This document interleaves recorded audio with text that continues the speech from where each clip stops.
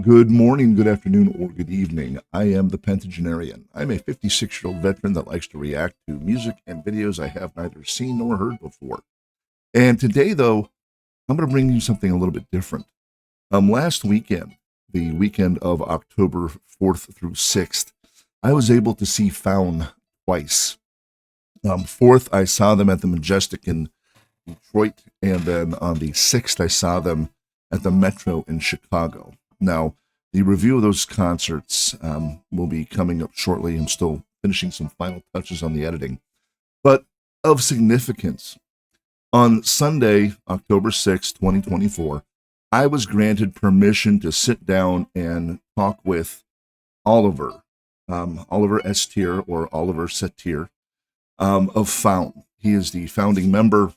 He is in my opinion, the backbone of the band. The man himself is a phenomenal musician that is extremely talented. If you've ever heard of the term polyglot, whether or not he would accept that as a term to describe himself, after meeting him, I would find it doubtful. But in my opinion, with the languages he speaks, the instruments that he plays, he writes music, he writes books, he's involved with a couple of the musical projects. He's a genius. So I was able to sit down with one of my idols, and I was able to turn off fanboy mode for a solid 20, 30 minutes. Don't ask me how, but I did. And I was able to sit down and have a nice conversation with Oliver and ask him a few questions about the band's history, and a couple things that were more personal that I really enjoyed getting the answers to, just as an insight to the way that Oliver looks at music and looks at the band and looks at the recording process and looks at performing live. And, so I'm going to invite you to sit down with me, and I'm going to apologize ahead of time for the level or the sound quality of the recording. This was my first interview, so I came prepared mentally. I had my phone, and what I've discovered is I need to up my game as far as the audio recording levels. Now, the interview was conducted in what artists would normally call the green room of the Metro, and in one area we had I saw Stefan sitting on the couch tuning or playing with, I'm not sure what he was doing with his hurdy-gurdy. And then in a little side room, you had Adaya. Not sure what she was doing, but at one point during the interview, we'll hear Oliver excuse himself and then request that Adaya maybe not practice the flute while we're doing an interview. So I've edited out a lot of uhs and dead space. So what you're going to get is about 20 minutes of an interview that I conducted with Oliver in the green room of the Metro before their show in Chicago on October 6th of 2024. I hope you enjoy it. I had a blast, and I'll make a couple comments afterwards if you're interested. So without further ado, I present to you my interview with Oliver Satyr of FAUN. All right, we're recording. Yay. All right. Yeah, well, I try to be fixed as painless as possible. Listening to the expanse of your music, one of my questions that I want to ask, and I'm sure everybody asks you, what's your favorite song? Oh, well, I'm not going to ask that question. Okay. I'm going to ask you, if there was one song you could redo, what would it be? I think it's maybe 2/3 of my repertoire. Really? Yes. I'm a perfectionist, and that's the earlier we call it the back catalog. It's the first, I think, 8 albums. Oh, the first album's the back catalog. Okay. Yeah, we call it the back catalog. It's a music term. But I think then we have been really young doing them. Right. Some of the songs are really good, but other songs I think I would really do different today. Okay. And then it's the time we signed at Universal Music. We did 5 or 6 albums with them. Okay. And also there, I have to say, I had the feeling that very often it was just a little sloppy. It was big studios, amazing big studios, but they had so many artists coming through and they didn't listen to the details how we love it. Okay. So I think a little more magic in between here and there would have been possible. So I think most of the songs on this period are what we do. And after Universal, we started our own label. We made our own CD, Pagan. It was the first CD. Afterwards, we did an own label. And this CD we let rest for many years. We did everything fine. And this is the first CD. I think this is the sound I want to have with FAUN. Really? Yeah.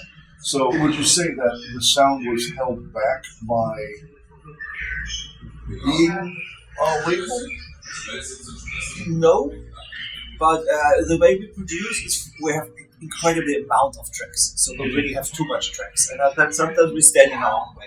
Okay. But that gives also some depth to the music. So you can listen a third time and a fourth time, and you recognize, wow, it's even more. The opposite is actually Dead Cadence. I love them very much. They're my big idol. Right. But they do the opposite. Sometimes, if you listen to the beats, it's only 3 or 4 tracks. They can be really simple, and it's amazing how it works. That's true. But we work different. We work with a lot of tracks, and we love to have this variety of sounds. And we also went to other studios actually to have other producers produce their music. Okay. And they reduced some of the tracks in between. The result was it was much more commercial. It was louder. Okay. It went easier into the ear, Right. but it felt cold. And we want to have this warm sound, this many sounds. Understandable. I mean, would you say now? You say that the album Pagan is the one that has the sound that you now. If I would have asked you 20 years ago, Yeah. is this what you want it to sound like? If I would have played Pagan, Yeah. and I asked you 20 years ago, is this what you want to sound like?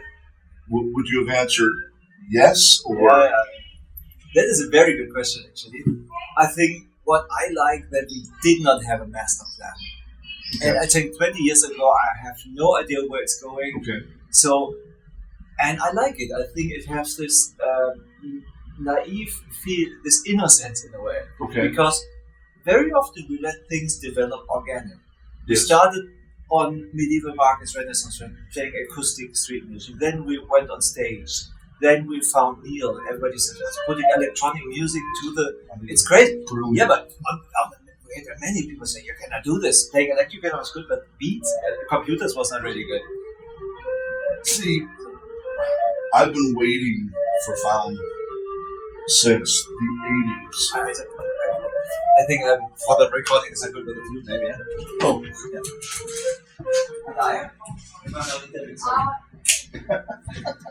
And a little bit. so sorry. It's very, very authentic, but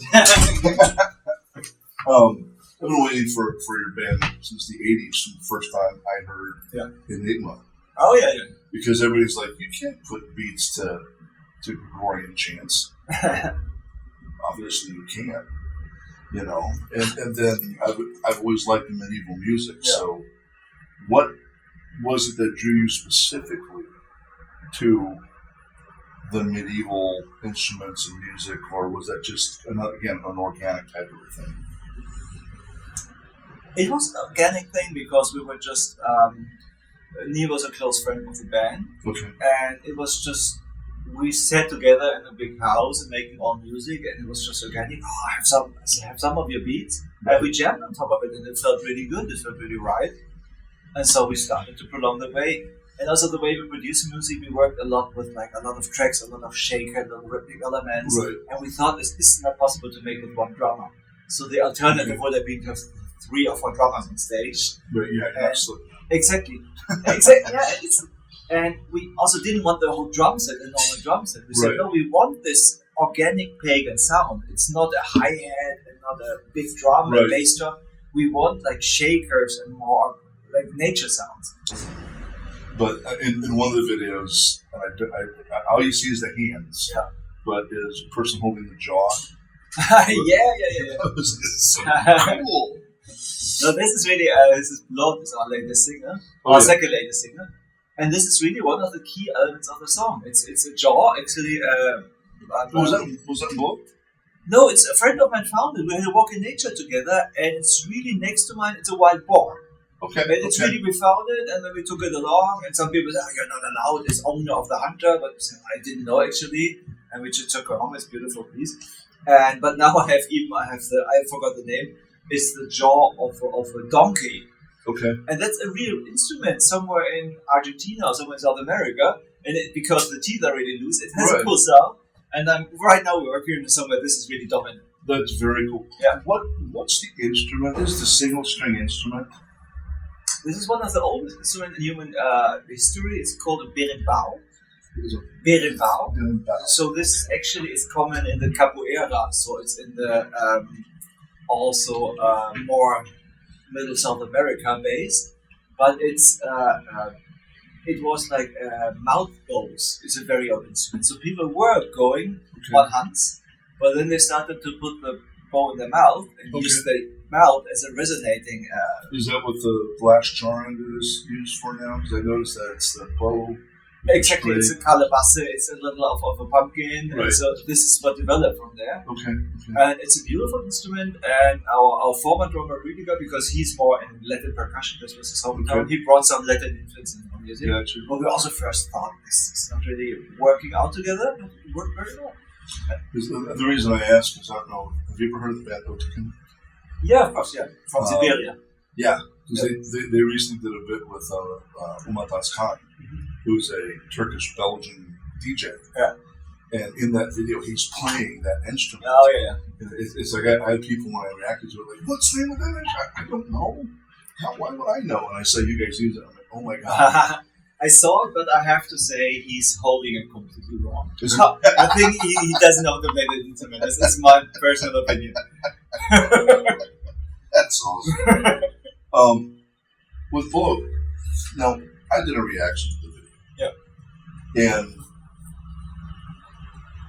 I thought it was very significant to really bring the theme of the song across to people who don't understand the words. Yeah. When you put your, I'm assuming it was a lute. I see you playing an instrument. I always assume it's a lute. Yeah. But when you put your lute in the fire. Oh yeah. Was that your idea? I think it's not revealing a secret, but I had this lute in my hometown, and I wanted to play it many years ago, and that lute never really worked out. It would have been much too much work to put, Right. But so I thought, what do I do with the lute? It's such a beautiful piece of art.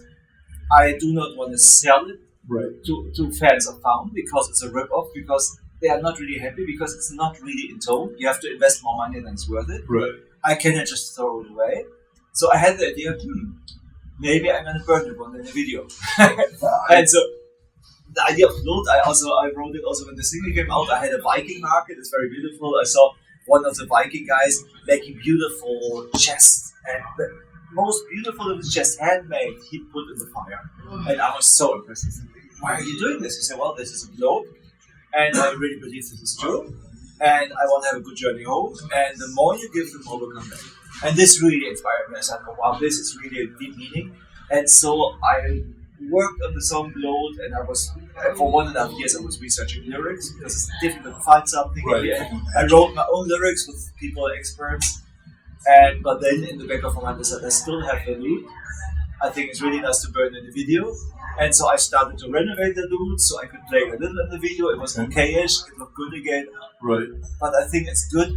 It needs strong pictures because we have so much media around us. It needs strong pictures to keep the people saying, oh wow, this is...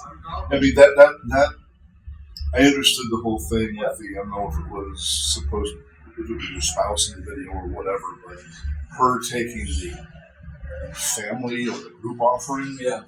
And then you're sitting home and burning just like big love. Now it's important. This is a Freya also, it's a really god statue, and it was also common to burn statues sometimes when you really wanted something.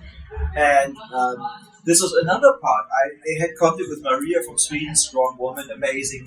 Right. But I had the feeling I want to shoot a video with her, but for sure I don't want to have them fighting because there's so many wars. I mean, with everybody trying to kill each other as it is. Exactly.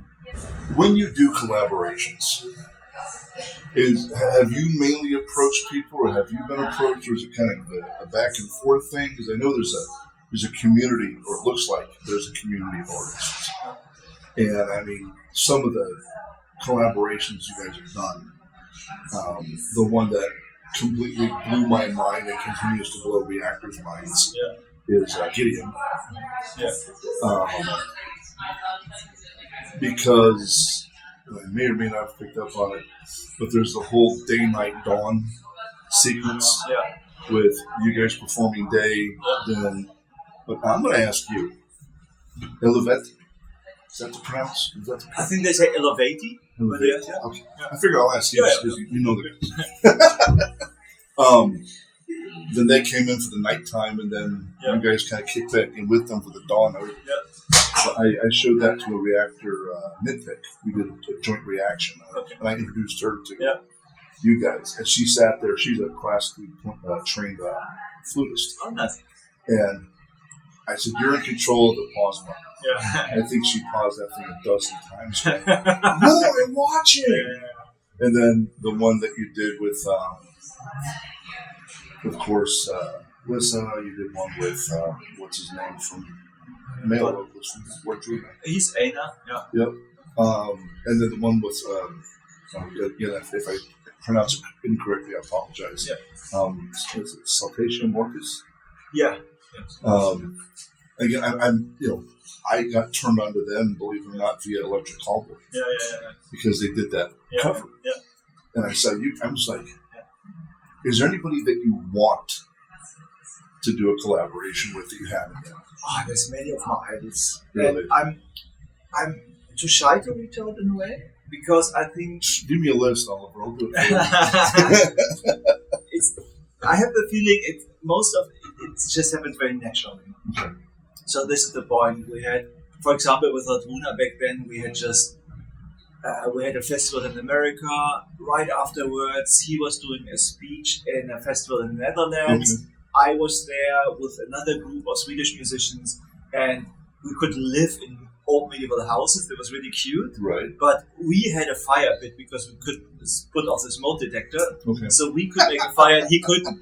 So, 3 nights he was coming to our house because we had the fire going on. And we really got to know each other very That's well. awesome. And, if you meet artists so well and you spend a lot of time and you talk about music, about, hey, I'm working on this song. Right. And then it's just natural. And then you feel it. Most of the time it happens naturally to us. That's very cool. So this is, I think, it's also organic. It's a flow, and things should happen in that way. Very, very few times we just ask people, also via our management. But I think most of the time it's the natural thing to happen. Now you mentioned Dead Can Dance, so I've got a question for you about that. What's your favorite song of theirs? Oh, there's so many. I think with them, I found it much too late. With them, I just had a little bit, this is this beautiful kind of gothic feeling. And so they gave it to me. And for Severance is one of my all-time favorites. So this is amazing. But there's also so many others. Yeah, because the one that got you hooked on them was Host of Seraphim. Oh, yeah. First time I heard that, I was like, this isn't real. And this is amazing because they did it also at a time nobody else was doing this kind of music. Right. They're really pioneers. I got into them when I was in the goth scene. Yeah. I was DJing goth industrial music, cool. and I came across them. I'm like, they're phenomenal. Yeah. One of the things I noticed live as compared to studio or watching live, you guys found, in my opinion, obviously it's just my opinion, I think you are best served in an intimate environment.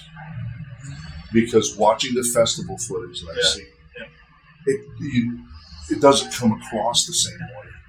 I mean, there needs to be, it almost seems like this, between the acoustics, the atmosphere, the music, your interaction with the crowd. I mean, I had never seen a recording of you interacting with the crowd like that. And I mean, I'm like, this is great. I mean, you're talking to people. Yeah, I think we started off at the small stages, and we still do sometimes little churches and theaters in Germany. So it's part of what we're doing. But I think we're also one of the few guys also on festivals. We make jokes, we talk to the people, even if it's a big crowd. We don't pretend to be another band. It's that's what we're doing.